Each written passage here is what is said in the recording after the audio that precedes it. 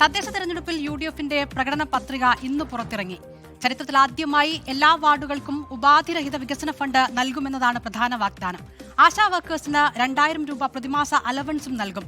തിരുവനായ ശല്യം പരിഹാരം കാണും എന്ന് പ്രകടന പത്രികയിൽ പറയുന്നു. ഒപ്പം നഗരങ്ങളിൽ വെള്ളക്കെട്ട് ഒഴിവാക്കാനുള്ള പ്രത്യേക കർമ്മ പദ്ധതിയും ഈ പ്രകടന പത്രികയിൽ വാഗ്ദാനം ചെയ്യുന്നുണ്ട്. ഇതിൽ നടപ്പാക്കാൻ പറ്റാത്ത യാതൊന്നും കൊള്ളിച്ചിട്ടില്ല. മാലിന്യ നിർമ്മാർജ്ജന സംവിധാനങ്ങളെ കാര്യക്ഷമമാക്കും എന്നതാണ് ഒരു പ്രധാനപ്പെട്ട പദ്ധതി. സീറോ വേസ്റ്റ്, അതാണ് UDFന്റെ ലക്ഷ്യം.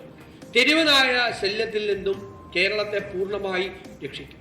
തൊഴിലുറപ്പ് പദ്ധതികൾ, അയ്യങ്കാളി തൊഴിലുറപ്പ് പദ്ധതി ഉൾപ്പെടെയുള്ള കേന്ദ്ര ഗവൺമെന്റിന്റെ തൊഴിലുറപ്പ് പദ്ധതി ഉൾപ്പെടെയുള്ള തൊഴിലുറപ്പ് പദ്ധതികൾ കുറെ കൂടി കാര്യക്ഷമമാക്കും. നമ്മുടെ സാംസ്കാരിക കേന്ദ്രങ്ങളെ വിപുലമാക്കുന്നതിനുള്ള പദ്ധതി, ഹരിത കർമ്മ സേനയുടെ പ്രവർത്തനം കൂടുതൽ കാര്യക്ഷമമാക്കും.